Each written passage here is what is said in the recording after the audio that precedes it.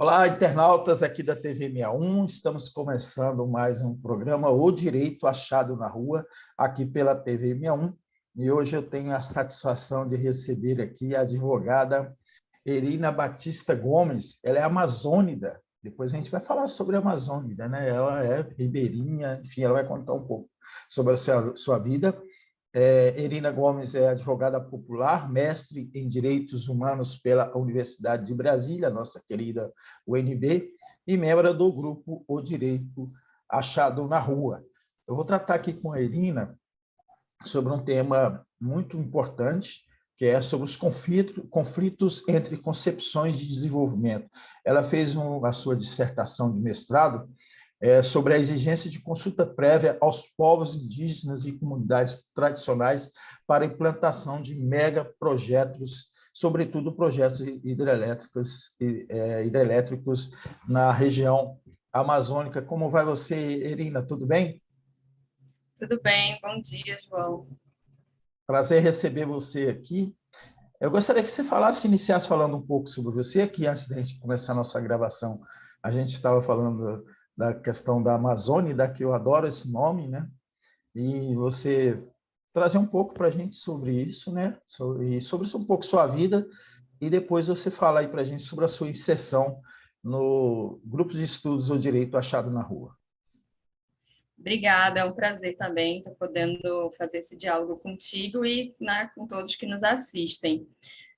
Como eu estava falando antes da gravação, né, eu tenho uma inserção no tema que a gente vai conversar hoje, que ela é muito anterior ao início da pesquisa e à concepção da pesquisa, né? Eu sou amazônida, nasci em Santarém, no estado do Pará, numa comunidade ribeirinha chamada Tapará. Então, meus pais são pescadores, então eu tenho uma relação com a Amazônia e com o meu tema de pesquisa que ela vai para além da inserção em campo, né? É a minha própria identidade colocada também em discussão, né?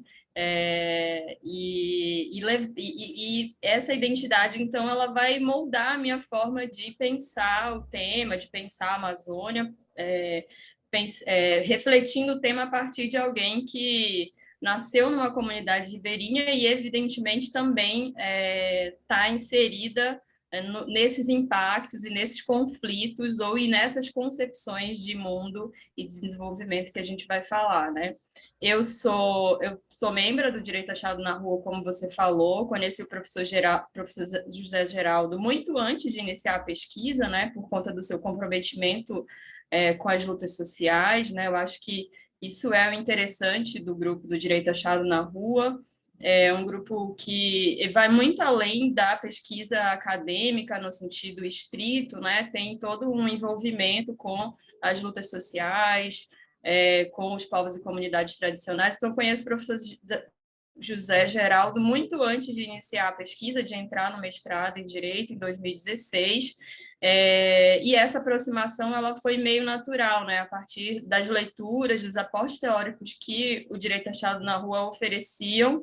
Eles estavam muito mais próximos daquilo que eu ia pesquisar, daquilo que eu pensava como tema de pesquisa, então acabou sendo uma aproximação natural, porque de fato, eram aportes teóricos que dialogavam assim muito profundamente com o que eu pensava em levar a debate dentro da academia e no programa de mestrado de Direitos Humanos da UNB.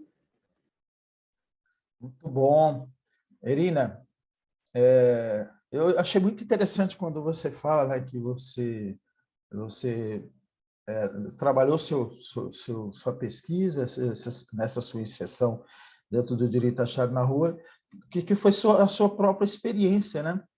A gente está percebendo que os amazônidas, né? Você está no Pará, né? E essa referência dos amazônidas é quem vive na região amazônica, né? E para mim tem um conceito mais profundo, né? Do amazônida, né?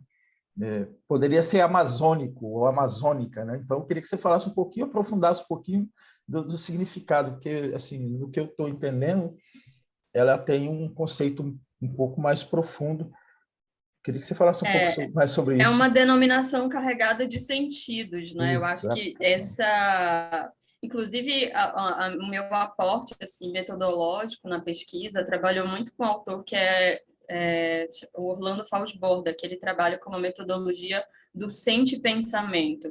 Então, quando a gente fala do Amazônida, a gente está falando de uma relação que ela é muito subjetiva com a Amazônia, né?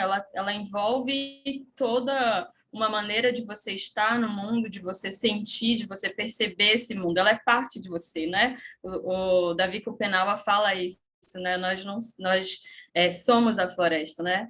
E é meio isso, né? A Amazônida, ela remete, né? Eu uso esse termo Amazônida e não amazônico, né? Como aquele que foi designado, né? Eu não estou sendo designada, é parte de mim, eu sou amazônida. Então, nesse sentido, né? De você dar sentido para o conceito, né? E colocar conteúdo nesse conceito, né? A Manuela Carneiro da Cunha fala muito que os conceitos eles são vazios a priori, né? E a gente coloca sentidos nele.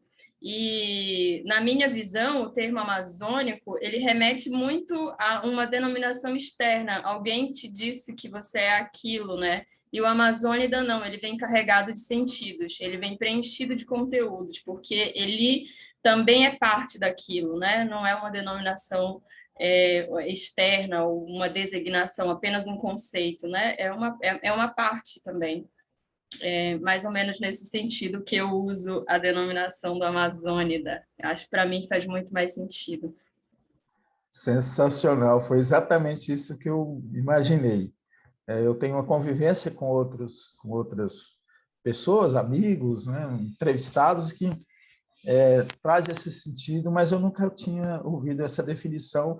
Mas a gente percebe que ela tem uma mais profundidade, né? mais significação, vamos dizer assim.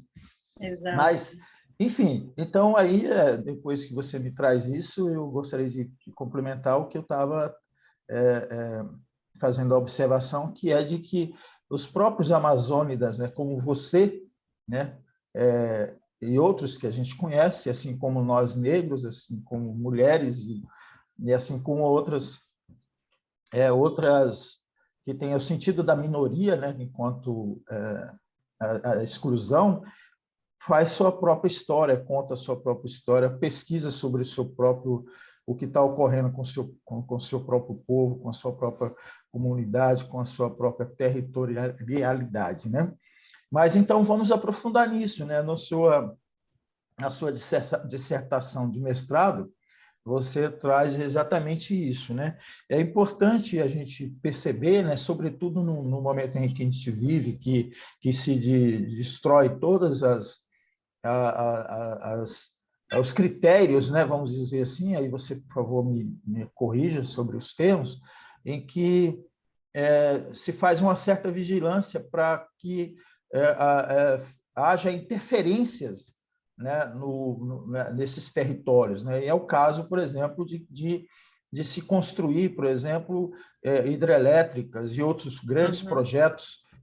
Agora vem mineração e vem toda a agressão que se tem aos povos indígenas e às comunidades tradicionais, e isso foi objeto da sua dissertação. Então, vamos entrar então no tema principal aqui da nossa entrevista. Por favor, fique à vontade.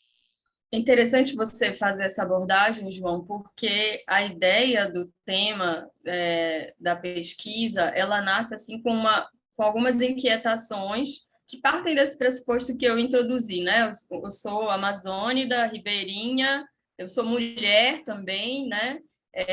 E estou ali inserida, já era advogada popular quando eu comecei a trabalhar com povos ribeirinhos e indígenas, no caso da hidrelétrica de São Luís de Tapajós, que é o caso estudado na minha dissertação. Então,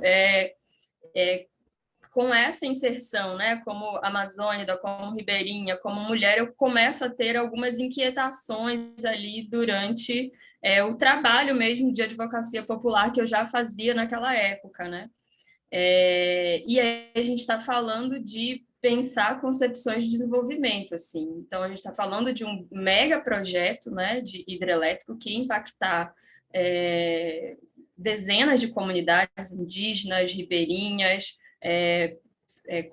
cidades, né? A gente não pode esquecer também que a gente está falando de Amazônia, mas a gente está falando também de grandes cidades, né? De uma população urbana que é bastante significativa, e na época esse era um projeto vendido e divulgado no cenário nacional como se fosse um projeto de baixíssimo impacto, porque ele só atingiria a floresta, ele não atingiria pessoas. Se a gente for olhar os vídeos, né, que foram feitos à época pelos empreendedores da hidrelétrica de São Luís de Tapajós, eles informavam que ia ter um baixíssimo impacto na vida humana, como se a floresta não fosse significativa, né, também nesse sentido. Mas ele negava a existência, né? E aí a gente estava falando, então eu começo a ter essas inquietações que é desse silenciamento e desse apagamento histórico em relação aos povos e comunidades tradicionais da Amazônia, em relação aos sujeitos amazônicos, né? São historicamente apagados os seus direitos, a sua existência, as suas lutas, a sua maneira de existir, estar no mundo, elas são silenciadas e apagadas. Então, falar sobre isso, né, falar sobre isso e evocar a partir de uma voz que é uma mulher ribeirinha amazônica tinha uma simbologia para mim também muito forte. E aí eu entro no mestrado em 2016 com o intuito, então, de como é que eu tenho condição de ir contra essa invisibilização, né? O que significa não entrar na academia e não sucumbir aos moldes da academia e construir novos apagamentos, né? Eu tinha muito essa preocupação, porque a gente já está falando de todo um processo de silenciamento, e esse é um tema, essa é uma categoria do silenciamento que ela molda um pouco o meu tema de estudo, né? E aí eu adotei algumas estratégias que na época foram bastante difíceis, né? Para lutar um pouco ali, fazer uma gotinha assim contra essa ideia do apagamento, que eu vou fazer uma abordagem que evidencie, por exemplo, a luta das mulheres em relação a essa hidrelétrica e os impactos sobre a vida das mulheres. Eu vou usar um marco teórico que tenha, sobretudo, pessoas amazônicas que escrevem e que debatem sobre o tema de desenvolvimento, sobre conflitos socioambientais, sobre mega empreendimentos. A gente tem centenas, dezenas de autores e autoras amazônicas que não são conhecidos nacionalmente, né? Também tem esse silenciamento quando a gente escreve, quando a gente produz, a gente é muito menos lido e muito menos visto. E eu queria trabalhar, sobretudo, também com autoras, com mulheres, né? Então, eu tive que fazer um trabalho todo de pesquisa para ir atrás de quem eram esses autores e essas autoras amazônicas, porque eu entendia que, se eu não fizesse isso, eu estava cumprindo de novo um papel de dar continuidade a esse processo de silenciamento, e eu não conseguia falar de Amazônia sem falar a partir daqueles autores que estão inseridos no território, né, que estão inseridos nas realidades diversas da Amazônia.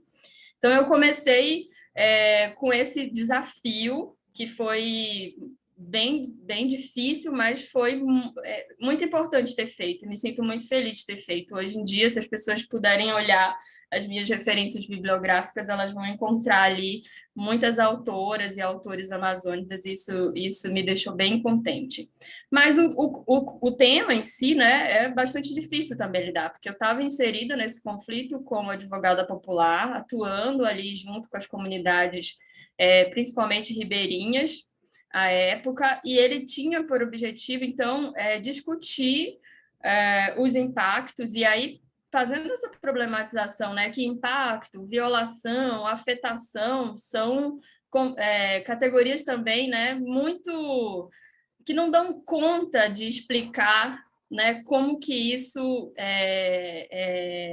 que isso gera na vida das pessoas, né? De falar de impacto, parece que ele não dá conta de explicar, né, os conceitos, e era sempre uma questão que eu, inclusive, levanto na minha dissertação. Os conceitos, eles não dão conta de explicar o tamanho da modificação, o tamanho da violência que é um projeto de desenvolvimento implementado na vida das pessoas, que não foi pensado por elas, que não foi dialogado com elas, e, ao contrário, que apagou a existência delas, né? As categorias, elas não dão conta de explicar isso, mas é as categorias que a gente tem e a gente vai sempre trabalhando com elas e, ao mesmo tempo, problematizando.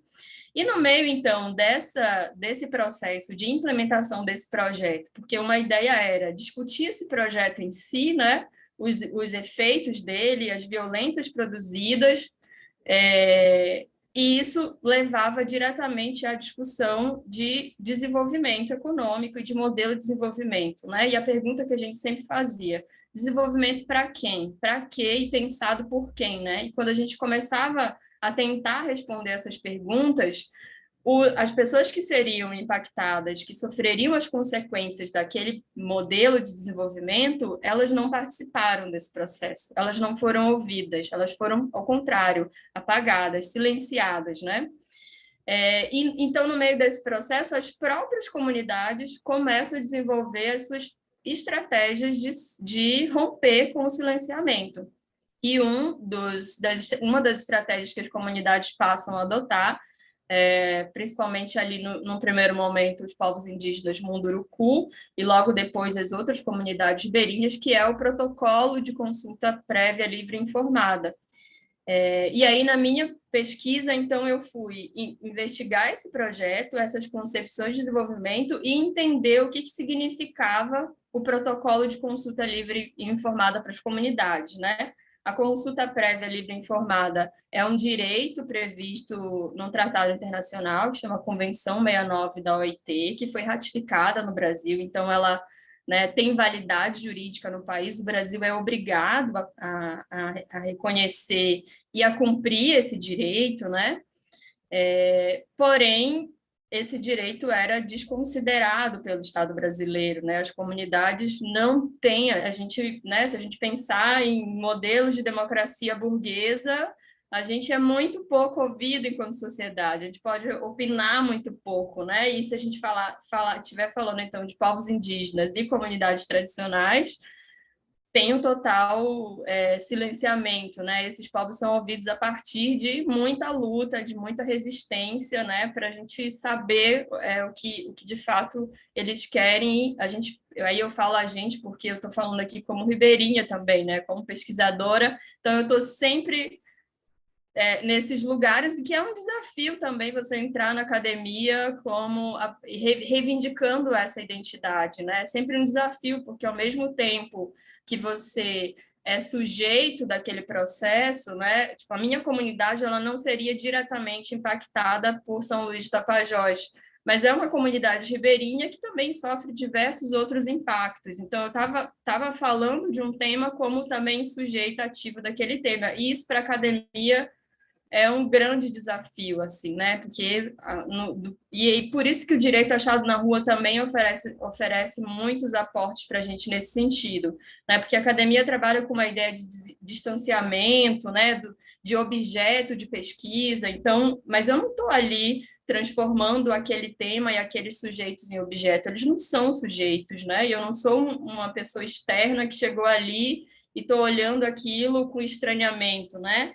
Essas categorias pensadas no modelo tradicional acadêmico, elas não serviam para mim, né? E eu tinha que, de alguma maneira, tentar problematizar, em algum momento romper, e em algum momento também trabalhar com elas, porque eu fui, né, fazer esse processo de ir até a academia, fiz um processo seletivo, né? A academia tem a sua ritualística, tem os seus procedimentos, fazer ciência tem isso, então você tem que e ali manejando, né, essa maneira da academia e, ao mesmo tempo, tentando dar outras maneiras de fazer ciência e de fazer pesquisa, né? E o direito achado na rua ajuda muito nesse sentido.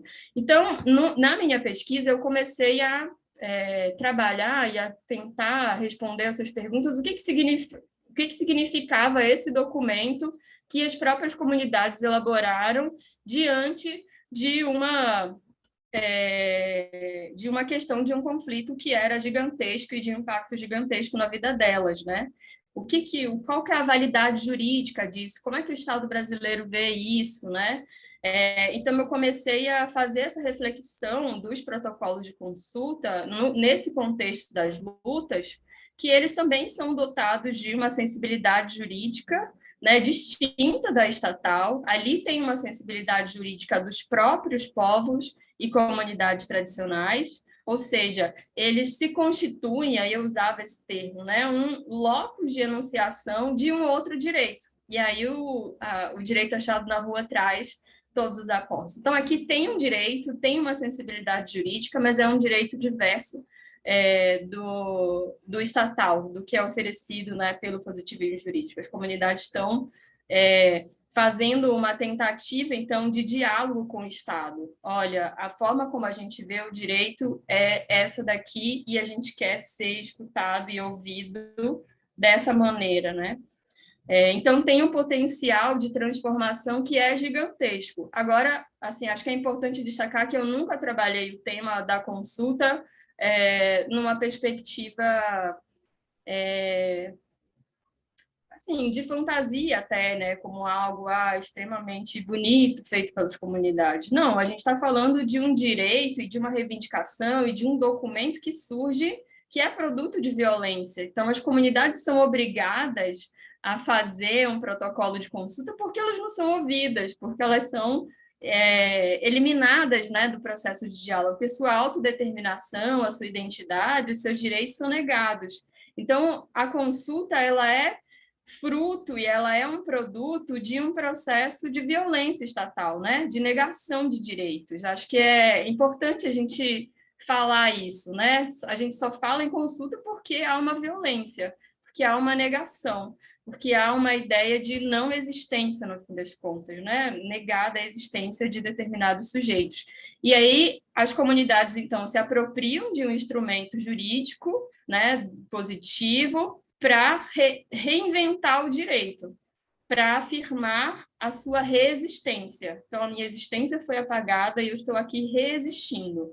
Estou colocando essa existência para o Estado, dizendo, olha, estou aqui e você vai reconhecer o meu direito dessa maneira, né? Então, ela se constitui em novas formas de viver, de ser e de existir. Eu estou apresentando essas novas formas de viver, de ser e de existir. E aí o debate de concepções de desenvolvimento, ele é fundante, né, dessas novas formas de ser e de viver e de existir. Por quê?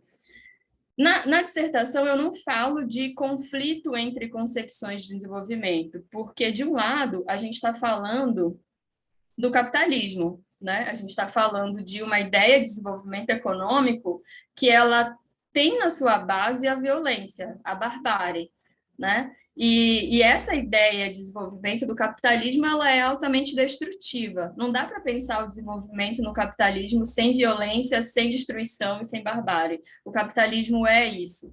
Então, a gente não está falando de duas forças que estão equivalentes e lutando para ver qual que prevalece. A gente está falando de um modelo altamente destrutivo e a gente está falando que existe outro, que é negado, que é apagado, porque os povos indígenas, os povos de comunidades tradicionais também têm a sua percepção de como existia esse mundo, também tem sua visão de mundo, também tem sua ideia do que é desenvolvimento.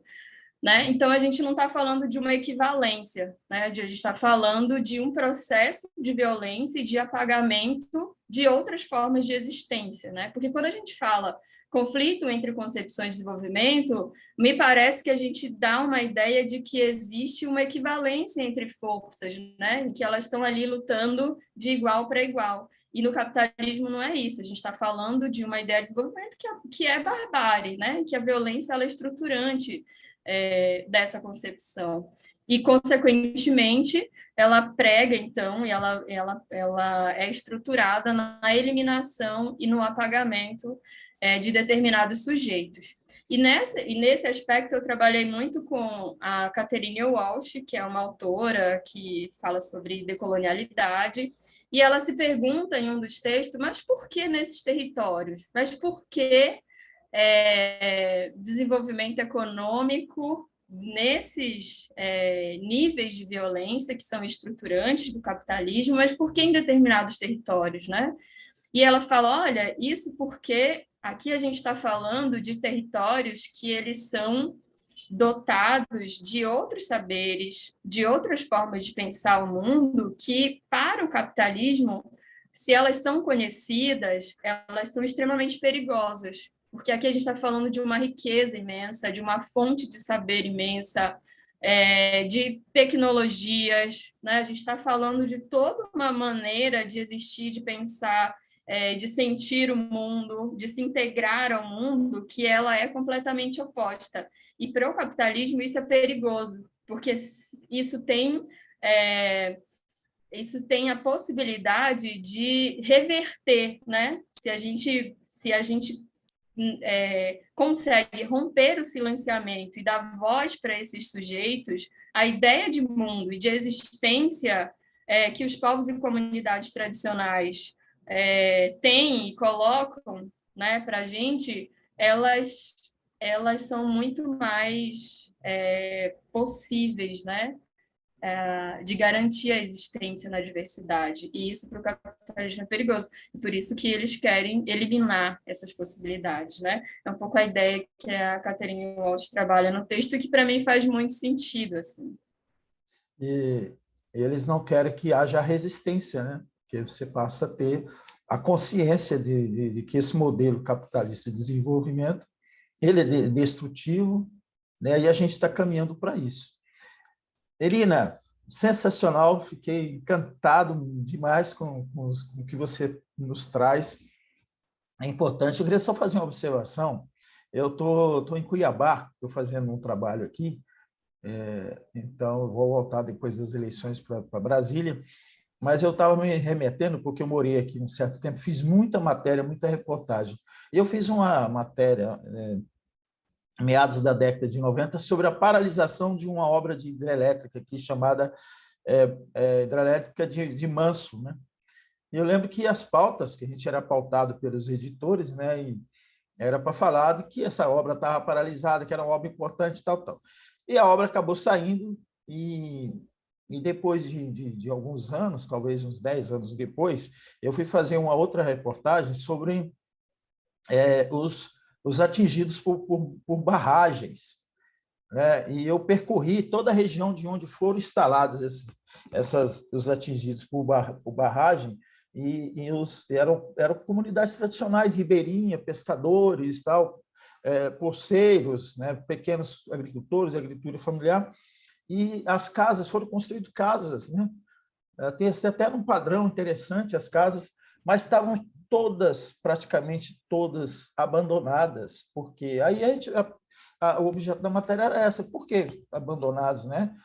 Aquela ideia, fizeram a casa tão bonitinha para vocês, e vocês abandonam a casa, dão uma área, e aí eu fui entrevistar as pessoas, porque esse não é mais o nosso ambiente, né?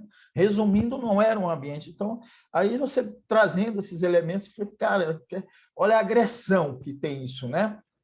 Então, Sim. A gente, assim, uma pessoa que não está entendendo, que não está inserido, você usa um termo aqui que eu não vou conseguir falar agora, né?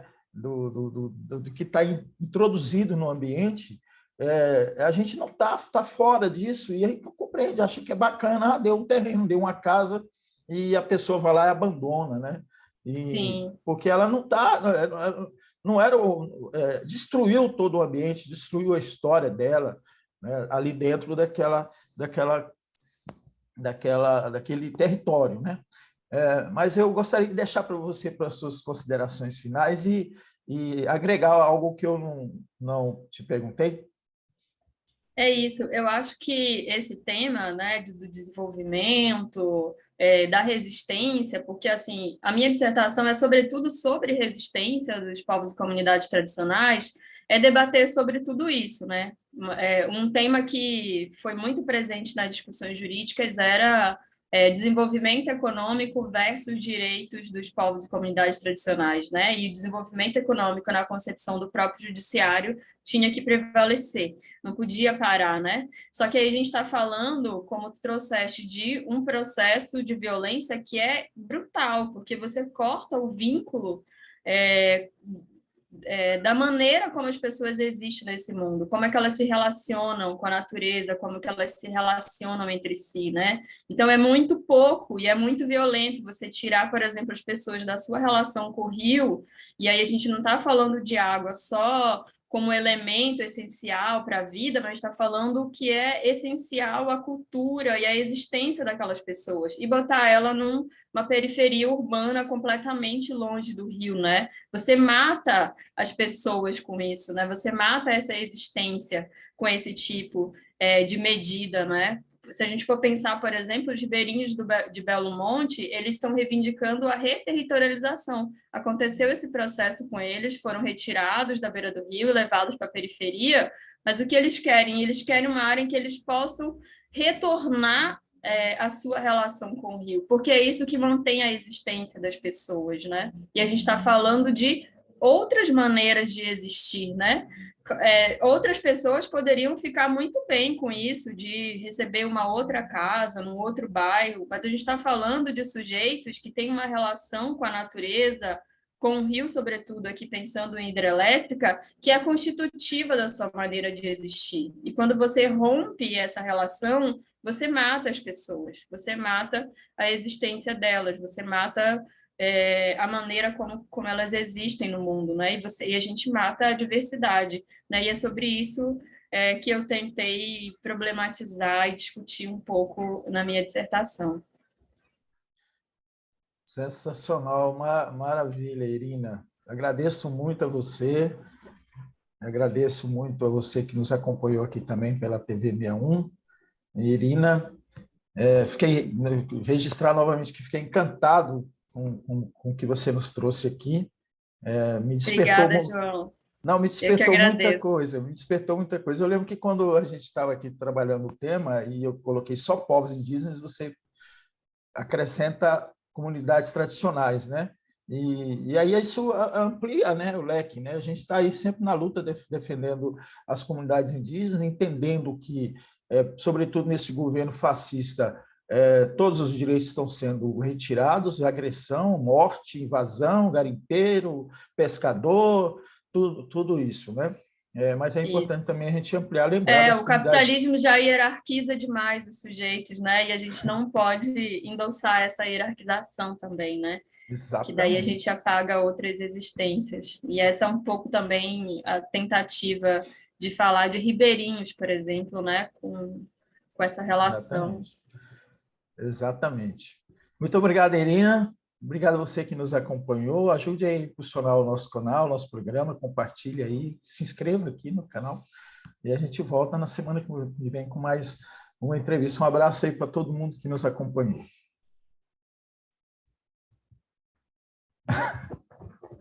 Professor Geraldo que me ensinou isso aqui, ó. Oi! Tem muito significado. É dia 2 e é paz e amor. É isso aí.